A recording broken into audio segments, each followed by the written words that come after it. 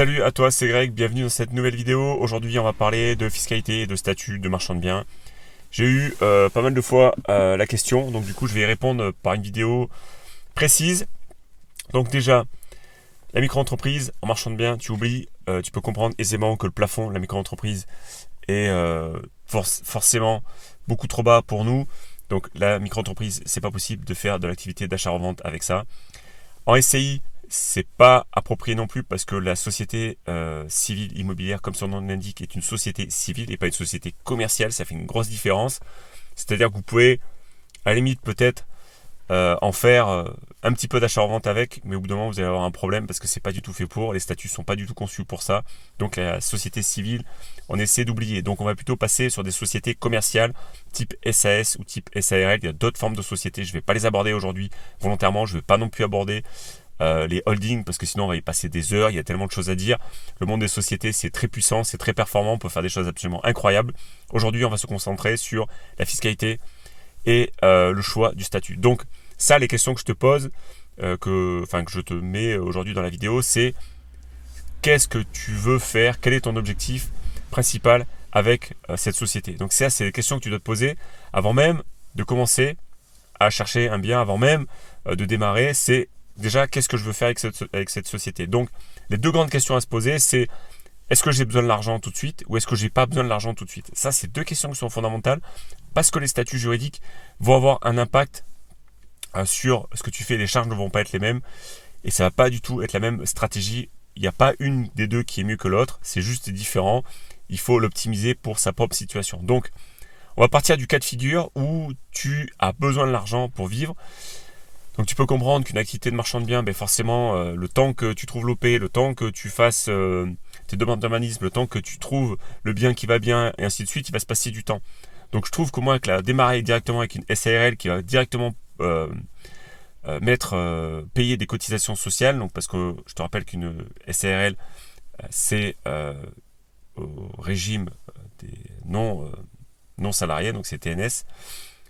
Et ça pose un véritable problème parce que quand on est TNS, on paye des charges. Et du coup, au début, quand la trésorerie a un peu du mal à revenir parce qu'il n'y a qu'une seule ou deux OP sur les rails, c'est pas hyper approprié. Donc la SARL, c'est bien quand on a commencé à avoir du capital, quand on commence à avoir évidemment la trésorerie, que ça commence à tourner, il y a des OP qui rentrent, qui sortent, et du coup ça tourne. Et quand on veut être salarié full-time de notre société, la SARL, ça fonctionne bien. C'est vraiment ce qu'il y a, je trouve, pour moi à terme, de plus puissant pour se payer. Si tu as d'autres activités, comme c'est mon cas, à côté de ta société de marchand de biens, je te recommande chaudement la SAS. Pourquoi? Parce que la SAS, elle va pas payer de cotisation sociale comme une SARL. Elle va juste, si tu décides de te payer en dividende qu'à la fin de l'année, que payer de l'impôt sur les sociétés. Donc ça, c'est parfait si tu veux optimiser ta trésorerie pour la réinjecter sans arrêt dans de nouvelles opérations, faire grossir ta boule de neige, faire grossir ta trésorerie. Moi, c'est ce que j'ai choisi personnellement comme stratégie. Donc c'est pour ça que je peux t'en parler. La fiscalité, elle est très simple à comprendre. Tu es imposé à 15% jusqu'à 42 500 euros.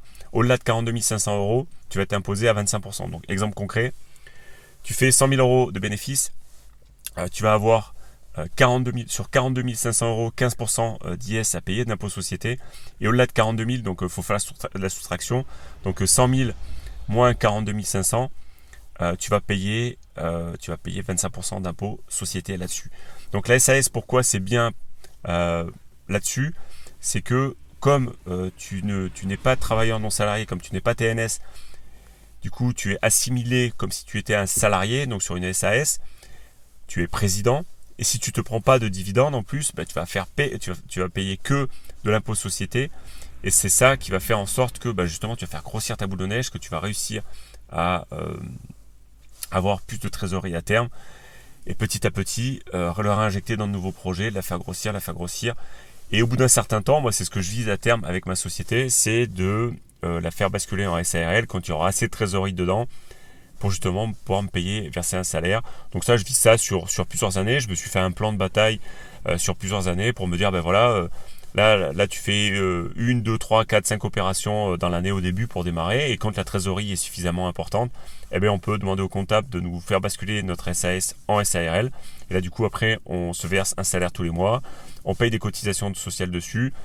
Le salaire qu'on se verse de la SARL rentre sur notre feuille d'impôt. Donc, on va payer de l'impôt sur ce qu'on a pris de la SARL. Donc, ça a un coût, tout ça. Mais au bout d'un moment, bah voilà, quand tu fais ça full time et que tu peux faire pas mal d'opérations dans l'année, bah du coup ça a du sens parce que bah, tu te payes ce dont tu as vraiment besoin et le reste tu le laisses à la société pour faire encore une fois grossir cette boule de neige et avoir des fonds suffisants pour tes opérations. Donc moi c'est comme ça que j'ai choisi de faire les choses, de voir les choses. Donc la fiscalité, tu l'as vu, elle est relativement simple. J'ai pas voulu trop creuser dans cette vidéo sur la partie cotisation sociale de la SARL parce que c'est un peu complexe, c'est un peu opaque, ça peut faire un petit peu peur. Donc il faut se rapprocher d'un comptable. Un comptable peut vous établir des bilans prévisionnels avec des bénéfices.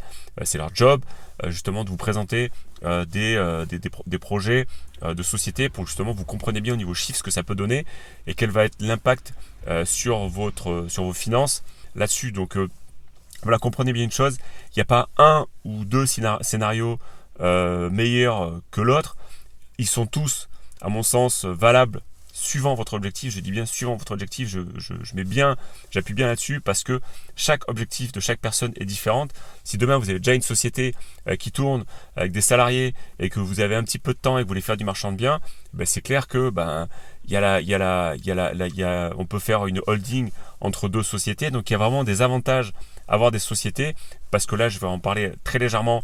Et ça fera l'objet d'une vidéo entière au passage, c'est que la société c'est très puissant, on peut s'associer, on peut associer deux SAS, on peut faire en sorte que des proches amènent des fonds ou des gens qu'on connaît amènent des fonds et du coup ça soit rémunéré via des contrats d'obligation.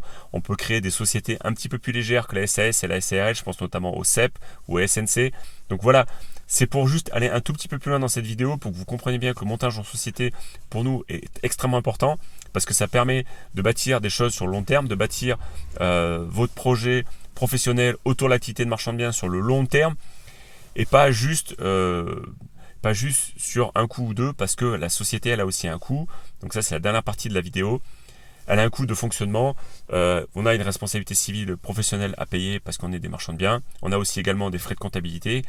Et tout ça, c'est pas gratuit. Donc il faut quand même que ça tourne, il faut quand même qu'il y ait du cash dedans, il faut quand même qu'il y ait des OP qui soient sérieuses, qui tournent à l'intérieur pour que ça soit parfaitement valable. Donc voilà un petit peu pour la vidéo du jour sur la différence entre SAS et SARL.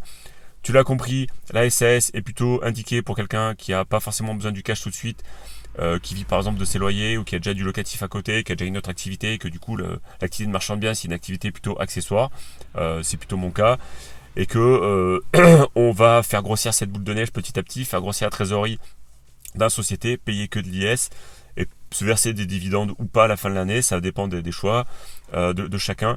Et la SARL, elle est plutôt faite pour se verser un salaire, donc là c'est plutôt fait quand la société est plutôt on va dire est plutôt étoffée, a plutôt pas mal de capital disponible et du coup il y a des opérations qui tournent, tu en as fait plusieurs, tu es entre on va dire à la grosse louche, il faudrait faire au moins entre 5 et 10 opérations au moins par an pour que ça soit valable en SARL parce qu'il faut qu'il y ait suffisamment de trésorerie qui rentre, qui sortent pour non seulement te payer mais aussi qu'il y ait suffisamment de liquidité et qu'il y ait suffisamment de quoi réinjecter les trésoreries pour les nouveaux projets, ainsi de suite. Donc voilà un peu l'idée entre SARL et SAS, voilà un petit peu moi ce que j'en pense. Donc n'hésite pas à me dire dans les commentaires toi aussi quel choix tu as fait. J'ai déjà fait sur le groupe Esprimo et vous êtes très nombreux à m'avoir dit on a choisi la SAS. Ça ne m'étonne pas, la SAS est un super outil pour développer une activité en parallèle de sa propre activité. Donc un dernier point aussi, le coût de création d'une SAS, ça coûte aux environs de 1500 à 2000 euros suivant les comptables. Vous avez des fois des sites qui peuvent vous la faire moins cher. Je ne vous le recommande pas pour la simple bonne raison que les statuts d'une société, c'est personnel. Moi, j'ai rajouté des activités dans ma propre société. Vous avez très certainement rajouté d'autres. Et il faut vraiment prendre les choses au sérieux, le faire par un professionnel. C'est un coût. Un avocat aussi peut vous faire ça. Suivant votre situation, suivant votre régime matrimonial, donc c'est-à-dire si vous êtes marié, si vous êtes pacsé, il y a beaucoup de choses à prendre en compte. Si vous avez des enfants, si vous n'avez pas d'enfants, il y a beaucoup de choses à prendre en compte avant de se lancer dans cette activité-là avant de créer une société. Créer une société, c'est à prendre au sérieux. C'est pas à faire à la légère. Il faut vraiment faire les choses correctement. Je vous ai mis dans la description des liens complémentaires, notamment des études de cas autour de l'activité de marchand de biens qui sont juste en dessous de la vidéo. Vous pouvez télécharger gratuitement. Dites-moi dans les commentaires ce que vous avez choisi comme statut. Si vous avez plutôt SARL, SAS, ou vous faites ça via une holding, c'est possible aussi de faire ça via une holding. Donc j'espère que vous avez bien compris la fiscalité autour de l'activité de marchand de biens, du choix de statut, de la fiscalité. Donc je n'ai pas essayé d'être trop pointu pour que vous compreniez l'état d'esprit global. Après, ça reste que des chiffres à poser dans un tableau Excel. Donc voilà, je vous dis à très vite pour une prochaine vidéo. Prenez soin de vous. À très bientôt. Bonne marche, bon cash flow. Ciao, ciao.